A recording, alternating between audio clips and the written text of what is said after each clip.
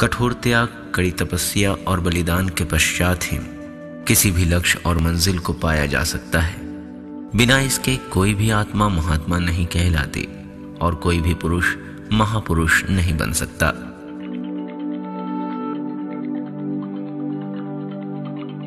जब माया के मोह को कोई त्याग कर सद्गुरु के सिखे के प्रचार को अपना सब कुछ मान लेता है, तब कहीं जाकर संत बाबा थायरिया सिंह साहब जैसे महात्मा दुनिया की पटल पर आते हैं।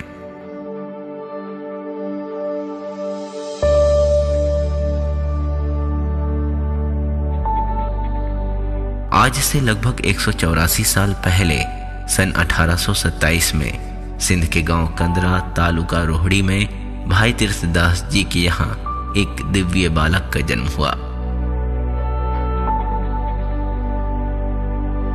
जिनका नाम थायरी रखा गया, जिन्हें लोगों ने साईं जी के नाम से भी जाना। साईं जी के जन्म की खुशियां पिता ने अपने सगे संबंधियों और प्रेमियों के साथ मनाया एवं दान पुण्य भी किया।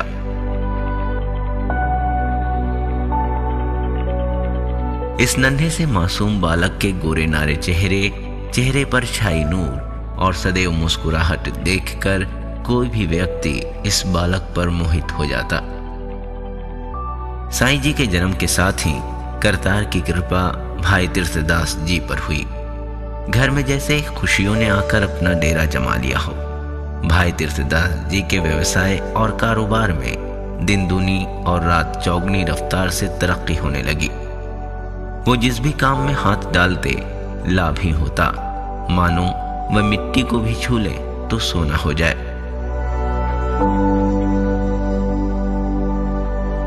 जिससे वे कुछ ही दिनों में एक किराने की दुकान खोलने के अलावा खेत और बागीचा खरीदने में सफल रहे और साथ ही साथ भाई तीर्थदास जी को सरकारी ठेके भी मिलने लगे।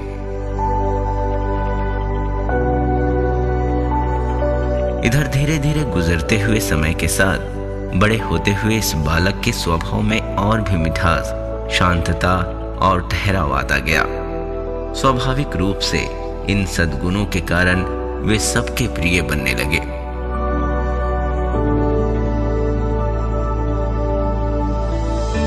उस समय उदासी महात्माओं ने पंजाब में धर्म के प्रचार प्रसार के लिए कई दरबारें शुरू की थी, जिससे प्रभावित होकर साईं जी को भी गुरमुखी अक्षर सीखने की इच्छा जागृत हुई।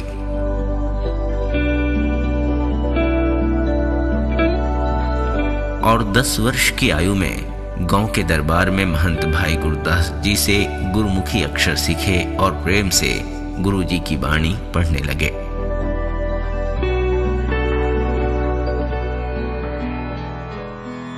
शुरू से ही साईं जी के दिनचर्या नियम में दरबार जाना एवं सेवा करना तय होता।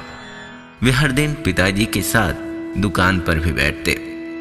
जीवदया और दान पुण्य के अंग से साईं जी हमेशा सराबोर रहे।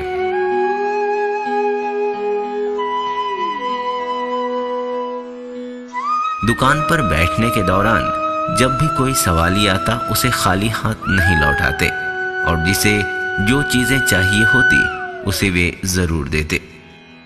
यहाँ तक कि माँ द्वारा उन्हें खाने के लिए दिए गए भोजन में से भी वे भूखों को दे देते।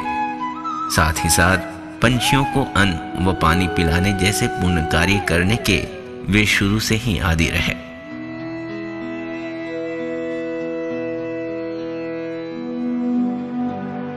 एक बार पिता तीर्थदास जी ने साईं जी को गांव से दूर हलीलन के बागीचे में भेजा और कहा कि जाकर पक्के हलीले निकालकर टोकरे में रखवा लो, मैं 2 दिनों के बाद आऊंगा।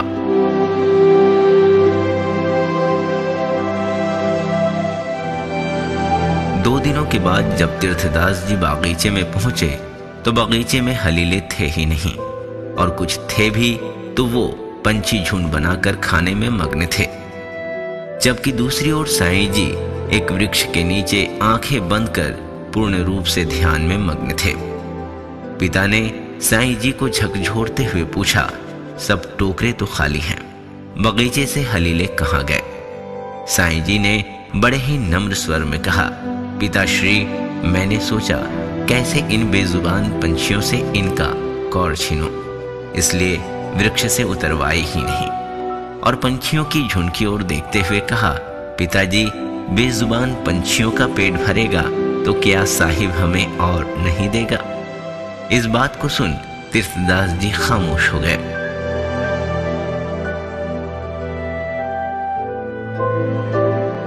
कुछ दिनों बाद भाई तीर्थदास जी ने अपने पुत्र से कहा, म्यानी गांव में मछलियों का ठेका लिया है, वहां जाकर काम को रूबरू करवा लो।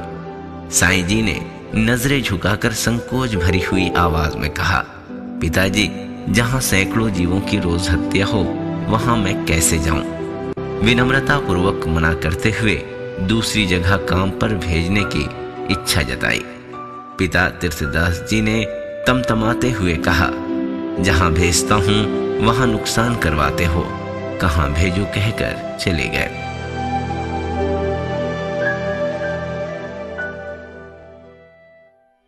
जीवदया के साथ भक्तिभाव और नाम का अंग साईं जी में बढ़ता हुआ देख माता पिता ने ये विचार कर सन 1841 में रायननगांव खैरपुर मिरस के मुखिया वलरमल की बड़ी पुत्री से शादी करवा दी कि कहीं दुनियादारी छोड़ छाड़ कर साईं जी पूरी तरह धर्म कर्म से न जुड़ जाएं।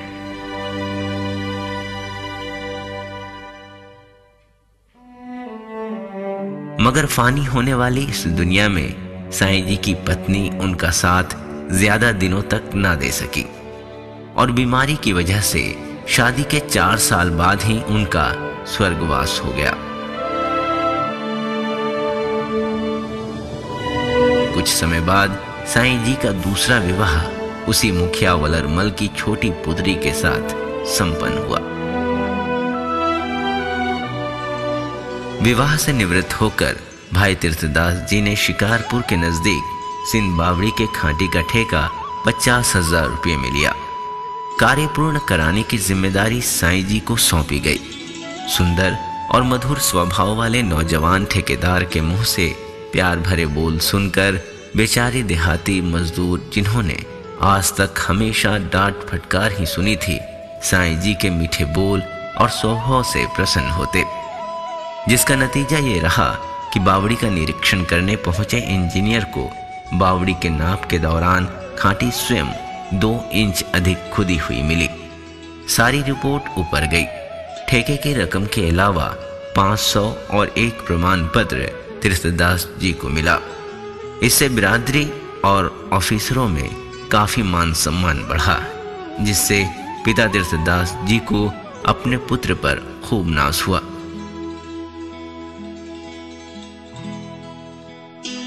इसी दौरान व्यापार करने हेतु वो कुछ दिनों के लिए बाहर चले गए। इसके बाद साईं जी हमेशा की तरह रोज सुबह सवेरे जल्दी उठकर स्नान करते और सूर्य निकलने तक ध्यान में बैठते। उसके बाद दरबार जाते और फिर वहां से दुकान पर चले जाते। हर रोज दुकान पर सवाली आते, जिसे जिस भी चीज की जरूरत होती उसे वो दे देते, और जो चीजें दुकान पर नहीं होती उसके लिए साईं जी एक चिट्ठी लिखकर उसे थोक व्यापारी के पास भेज देते।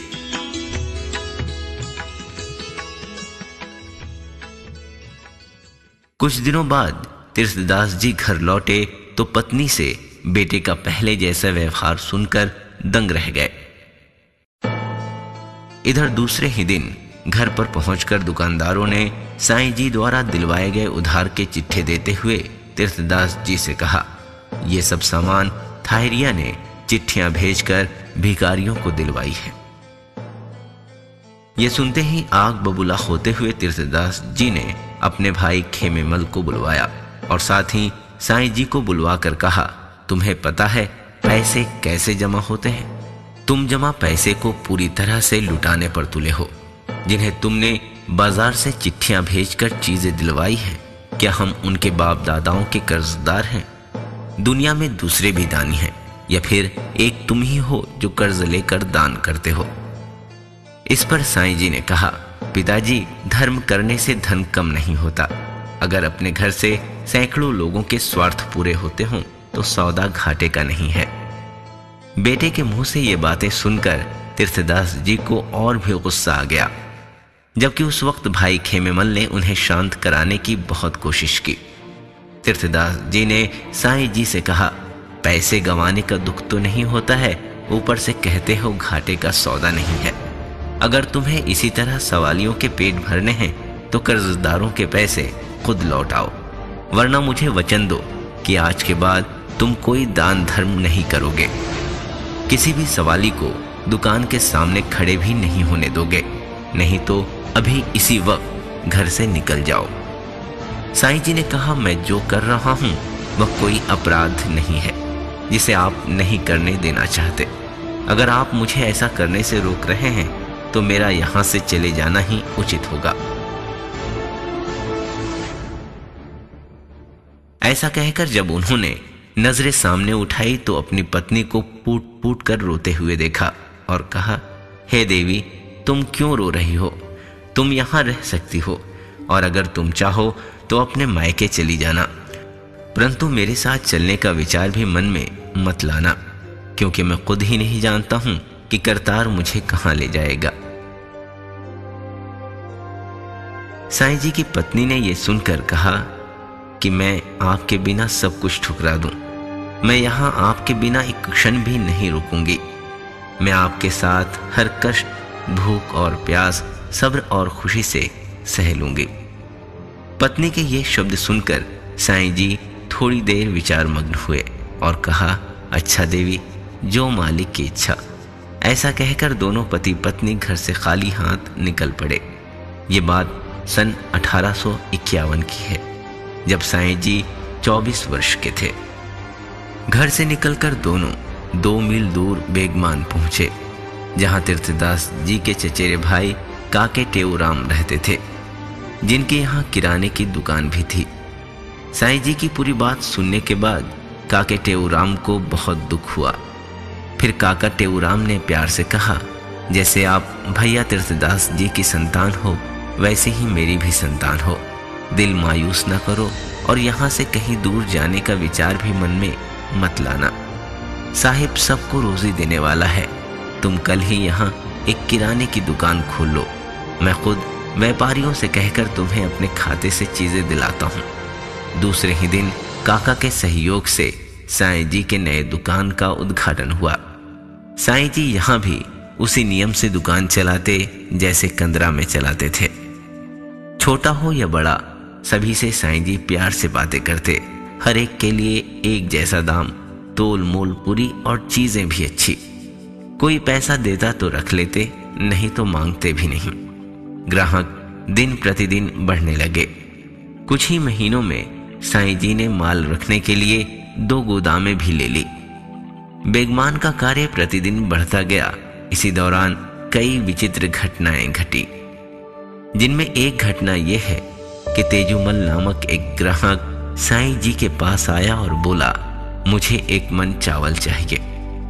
उस समय दुकान में ग्राहकों की बहुत भीड़ लगी थी, इसलिए साईं जी ने कहा, भाई तेजूमल, मुझे फुर्सत नहीं है।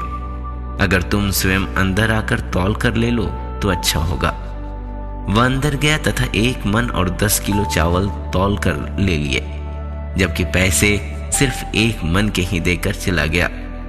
घर पहुंचते ही तेजूमल को बोरे में चावल 1 मन से कम होने का आभास हुआ। जब तौल कर देखा तो सिर्फ 30 किलो चावल ही थे, जिसे लेकर वह वापस साईं जी के पास आया और बोला, साईं जी, आपके तराजू सही नहीं है। मैं स्वयं अपने हाथ से 40 किलो तौल कर लेकर गया हूँ। घर जाकर तौलूं तो सिर्फ 30 किलो ही निकले। इतना फर्क। वह चावल अंदर एक बड़े ढेर के ऊपर रखाया और कहा, साईं जी, चावल अच्छे हैं, चाहिए भी जरूर और वह भी बराबर, लेकिन आप स्वयं मुझे तौल कर दें तो अच्छा होगा। आपके हाथों में बरकत है। साईं जी ने मुस्कुराकर कहा, भाई तेजूमल, पूरी तौलो तो पूरी हो। फिर स्वयं अंदर जाकर उन्हीं बाटों से 40 किलो चावल तौल कर दिया। तेजूमल ने फिर घर जाकर तौला तो चावल पूरे 40 किलो ही थे। बाद में यही तेजूमल जब साईं जी 12 वर्षों तक भक्ति तपस्या करके वापस कंदरा में आकर प्रभु का उपदेश देने लगे तब उनके उपदेश में ये शुरू में गुरु सिख बने, जिनका नाम पड़ा चूहड़ सिंह और उनके बेटे का नाम रखा गया भाई श्याम सिंह। आज भी इनका परिवार कठियावाड़ में बसता है। साईं जी इसी तरह 7 वर्षों तक दान पुण्य धर्म कर्म के साथ दुकान भी चलाते रहे। दुकान में खूब तरक्की होती रही। एक दिन हमेशा की तरह साईं जी दुकान पर आए। दुकान का दरवाजा खोला ही था कि एक तेजस्वी महापुरुष पर उनकी नजर पड़ी। महापुरुष का रंग ढंग ही निराला था। सिर पर सफेद पगड़ी, चेहरे पर चमकती सफेद मूछें, शरीर पर लंबा जामा एवं मस्तक में इलाही नूर। महापुरुष को देख साईं जी को लगा कि स्वयं गुरु साहब उपस्थित हुए हैं।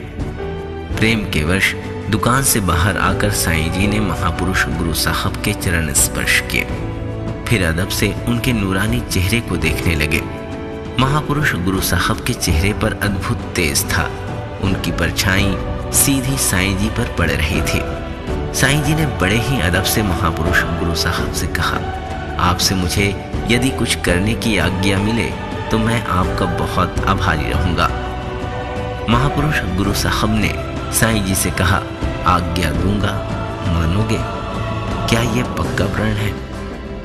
साईं जी ने कहा, जी मानूंगा, ये मेरा पक्का प्रण है।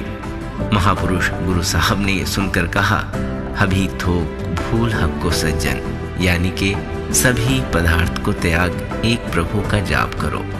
अब समय आ गया है कि इन दिव्य वचनों पर अमल करने का। इतना कहकर महापुरुष गुरु साहब अंतर्ध्यान हो गए।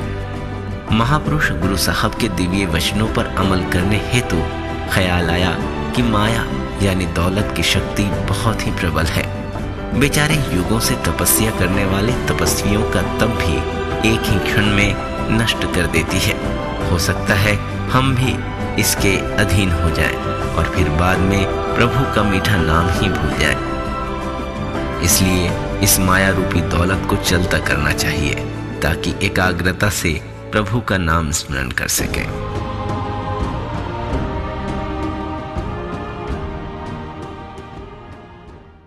इस पूरे उद्देश्य को सार्थक बनाने के लिए साईं जी ने 7 दिनों का महायज्ञ शुरू करवाया और साथ ही साथ भव्य पैमाने पर लंगर का आयोजन करने लगे।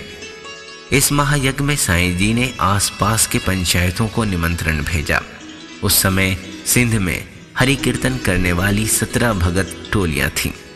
उन सभी टोलियों को भी बुलवा भेजा और शुरू हुआ महायज्ञ।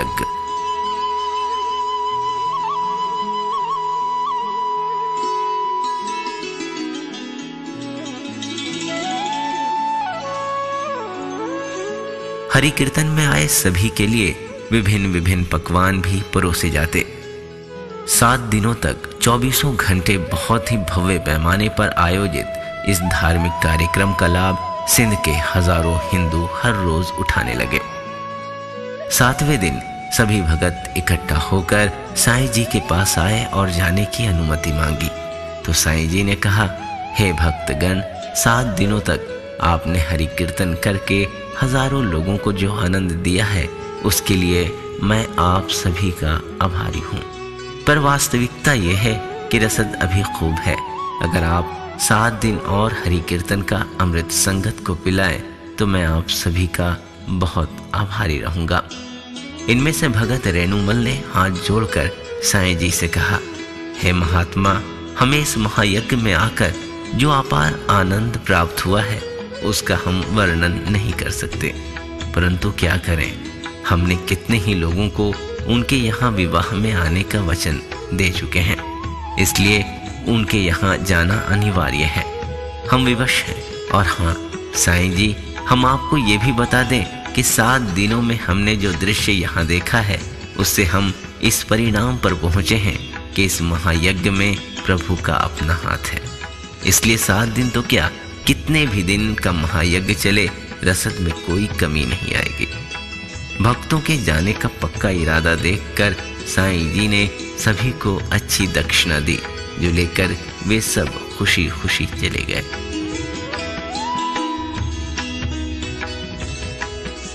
रसद अभी भी काफी था, इसलिए समागम पर दूसरे गांवों से आए पंडित, भट्ट, गुसाई और साधु के पास जाकर उन्हें भी खूब सारी दक्षिणा दी और ये भी कहा कि चीजें अभी और भी हैं, जिसे जो चाहिए ले लें। गांवों के जरूरतमंदों ने भी साईं जी से जो चीजें मांगी, साईं जी ने उन्हें दे दिया। सभी की जरूरतें पूरी करने के बाद साईं जी के मन में विचार आया कि बेजुबान जानवर भी तो एक जीव हैं, वे भूखे रह गए हैं। इसके तहत साईं जी सुबह उठकर गांव के बाहर खेत देखने गए। जिस खेत में फसलें तैयार थी, उन सारे खेतों के मालिकों से मिले और उनसे पूछा कि क्या आप अपनी तैयार फसल बेचेंगे। सभी ने रजामंदी जताते हुए अपने अपने खेतों के दाम बताए। इसके उपरांत 750 रुपये में सभी खेतों को खरीदना तय हुआ। उस समय साईं जी के पास 192 रुपये थे। घर आए और पत्नी से कहने लगे, हे देवी, मेरे पास जो था सब साहिब के नाम किया, अब तुम भी इस महायज्ञ में सेवा करो। साईं जी की पत्नी ने कहा, हे नाथ, जो आप आज्ञा करें, मानने को तैयार हूँ। ये कहते हुए उन्होंने पहने हुए सारे गहने उतार कर साईं जी को दे दिए और अंदर जाकर गहने और पैसों से भरे गुल्लक भी साईं जी को लाकर दिए। साईं जी ने सभी गहने बाजार में बेचकर खेत मालिकों को पैसे दिए एवं गांव के सारे जानवरों को खेतों में चरने के लिए छोड़ दिया। साईं जी इसके बाद घर आए और पत्नी से कहा, हे देवी, मैं बहुत भाग्यशाली हूँ जो तुम जैसी नम्र और सुशील पत्नी परमात्मा ने मुझे दी है। तुमने हर दुख सुख में मेरा साथ दिया है। बाकी अब एक बात मानो कि हमें आज परमात्मा का भजन करने की खुशी से अनुमति दे दो।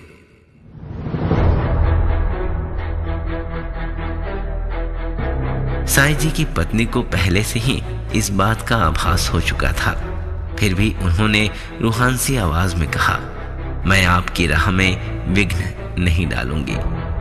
सब दुख और कष्ट में खुशी से सहकर आपकी सेवा करूंगी।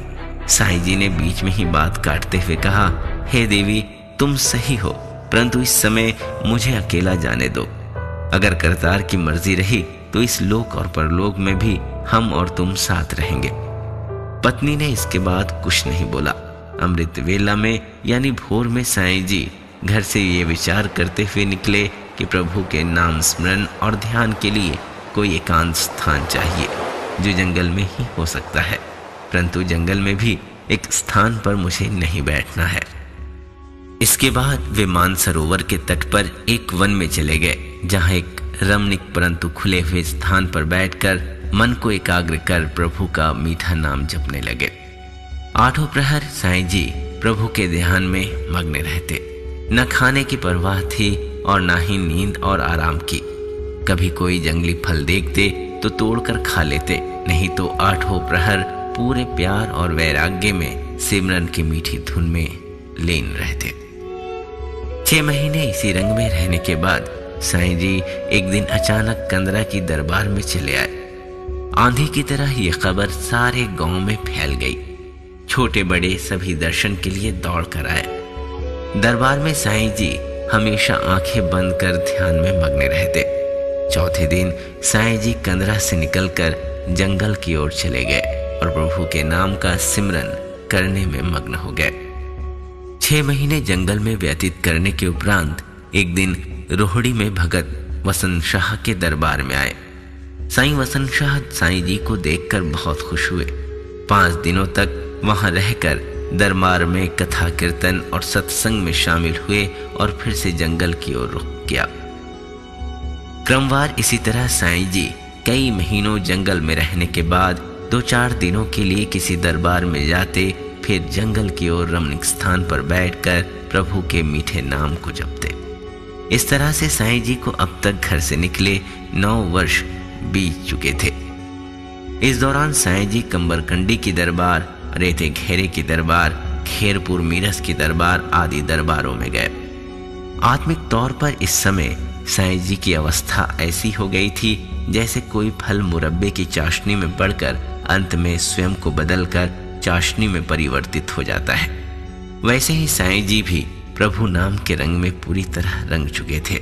कुदरत के कण कण में उन्हें सर्वव्याप्त वाहे गुरु की जोत नजर आती। जो भी वचन मुख से बोलते वह सत्य हो जाता। अब साईं जी के मन में दरबार साहिब अमृतसर देखने की चाह उत्पन्न हुई, इसलिए पंजाब की ओर चल पड़े। पहले जैसे ही वो 2-4 दिन किसी शहर में आते और फिर महीनों जंगल में बिताते। प्रभु नाम का सिमरन करते हुए साईं जी आगे बढ़ते गए। इस तरह अमृतसर पहुंचने में उन्हें 3 वर्ष लगे। इस बीच केवल 3 शहर मंटगमरी, मुल्तान और लाहौर की दरबार में गए। बाकी सारा समय जंगल में प्रभु नाम के चिंतन और सिमरन में गुजारे। 12 वर्षों तक कठोर त्याग, बलिदान और तपस्या के बाद साईं जी तीर्थस्थल दरबार साहिब अमृतसर पहुंचे। 2 दिन बाद तीसरे दिन अमृत वेले में लगभग 2 बजे साईं जी अमृत के तालाब में स्नान कर ध्यान में बैठने ही वाले थे कि साईं जी को वही महापुरुष गुरु साहिब नजर आए जिनका दर्शन 12 वर्ष पूर्व बेगमान में हुआ था, जिन्होंने साईं जी को सांसारिक जीवन त्याग कर एक प्रभु को अपना बनाने का उपदेश दिया था। साईं जी ने बड़े ही श्रद्धा और प्रेम से उनके चरण स्पर्श किए। महापुरुष गुरु साहब ने उन्हें उठाकर गले से लगाया और कहा, गुरुमुखा तू निहाल निहाल निहाल। फिर कहा, साईं जी आपकी कठिन तपस्या दरबार में कबूल हुई। यह शब्द सुनते ही साईं जी को ऐसा प्रतीत हुआ कि स्वयं गुरु साहब अवतारित होकर महापुरुष के मुख से ये शब्द सुना रहे हैं। शब्द सुनते ही साईं जी ने अपनी आंखें बंद की और अनायास ही उनके मुख से निकला, धन निरंकार, धन वाहे गुरु, धन गुरु नानक, धन सच्चे पातशाह आप। उसके बाद महापुरुष गुरु साहब ने साईं जी से अपने नाम के आगे सिंह लगाने का उपदेश देते हुए कहा, आज से आप थायरिया नहीं बल्कि थायरिया सिंह के नाम से जाने जाएंगे। इस तरह अब आप गुरु नानक एवं गुरु ग्रंथ साहिब के बताए हुए मार्ग पर चलकर अपना और दूसरों के जीवन का कल्याण करें। इस तरह सन 1863 में 43 वर्ष की उम्र में साईं जी पहले सिंधी सिख बने।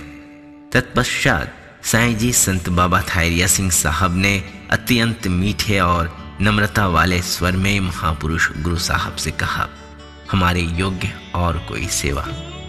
महापुरुष गुरु साहब ने संत बाबा थायरिया सिंह साहब से कहा, अब आप सिंध में जाकर नाम और बानी का प्रचार प्रसार करें और सिक्खी फैलाएं। सिंध निवासी जड़ पूजा में पड़कर अपना अमूल्य जीवन व्यर्थ में गंवा रहे हैं। संत बाबा थायरिया सिंह साहब ने महापुरुष गुरु साहब से कहा, इस बेहद भारी और कठिन कार्य के लिए आपका आशीर्वाद चाहिए और निरंकार की कृपा। इस पर महापुरुष गुरु साहब ने उनके सिर पर प्यार भरा हाथ फेरा और कहा, गुरुमुखा निरंकार की कृपा हमेशा तुम्हारे ऊपर रहेगी। इतना कहते हुए वे अंतर्ध्यान हो गए। इधर संत बाबा थायरिया सिंह साहब जी कुछ समय विस्मात की स्थिति में आंखें बंद कर वहीं खड़े रहे। अतः श्रद्धानंद में उनके मुख से ये शब्द निकले, धन गुरु नानक, धन गुरु नानक, धन महापिता आप। दुनिया के पापी और भटके जीवों को उबारने के लिए अपना ऊंचा निरंकारी तख्त छोड़कर ऐसे नीचे आते हैं। संत बाबा थायरिया सिंह साहब जी तरन तारन, खंडवर, गोविंदलाल साहिब आदि गुरुस्थानों का दर्शन कर वापस सिंध में आए और कंदरा में भाई गुरदास जी के दरबार में आकर धर्म कर्म करने में जुट गए। इस तरह जिन भूतों, पानी, हवा, अग्नि, बढ़, पीपल, तुलसी ऐसी जड़ चीजों को पूजने वाले जिन्होंने इसे धर्म मान लिया था, ऐसे लोगों को सबके पिता और सब शक्तियों के मालिक एक प्रभु को मानने और उसी प्रभु की आराधना करने, उसे ही दुख सुख में अपना सहारा बनाने, उसी के शरण में रहने एवं बुराई को छोड़ भलाई की ओर आने का निमंत्रण देने लगे। संत बाबा थायरिया सिंह साहब ने बड़ी भजनिक, तेज प्रताप और महान आत्मिक शक्ति वाली जिंदगी से हजारों गिरी हुई स्थिति में रहने वाले लोगों के दिलों में प्रभु के प्रेम की ज्योत जलाकर उन सभी के जीवन का उद्धार किया। हजारों को जड़ पूजा से निकालकर उनमें एक परमात्मा की एक अद्भुत लौ जलाई, उनका लोक परलोक सवारा। संत बाबा खैरिया सिंह साहब को कंदरा में कई लोगों ने धार्मिक कार्य और सिख धर्म के प्रचार प्रसार करने से रोकने की कोशिश भी की, परंतु जिनके दिल में प्रभु की ज्योत जल रही हो उन्हें भला कोई क्या रोक सकता था। कुछ दिनों बाद कंदरा के दरबार में संत बाबा खैरिया सिंह साहब की पत्नी भी आ गईं और सिखी के प्रचार प्रसार को अपना धर्म मानकर अपने पति के साथ धर्म कर्म एवं सेवा कार्य में जुट गई। हजारों के दिलों में प्रभु की ज्योत जलाने वाले संत बाबा खैरिया सिंह साहब के सुपुत्र संत बाबा केवल सिंह साहब तथा इनके सुपुत्र संत बाबा आत्मा सिंह साहब तथा इनके सुपुत्र संत बाबा मेहरबान सिंह साहब ने धर्म कर्म के इस पूरे कार्य को पीढ़ी दर पीढ़ी बदस्तूर जारी रखा। धर्म कर्म के इस कार्य को आज भी महाराष्ट्र के उल्हासनगर में उनके ही पीढ़ी के संत बाबा मेहरबान सिंह साहब के सुपुत्र भाई साहब जसकीरत सिंह साहब की ओर से जारी है और रहती दुनिया तक ये जारी रहेगी।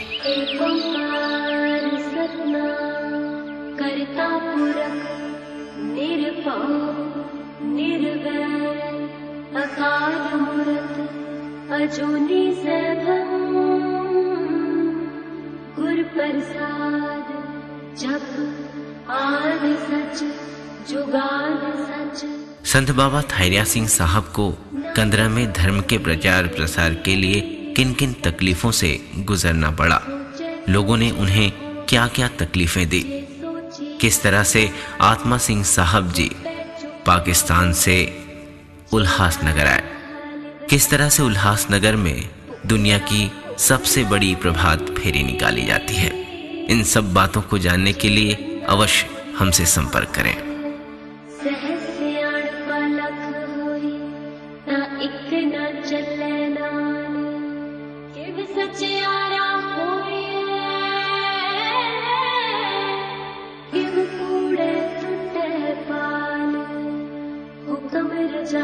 चलना नानक लिखिया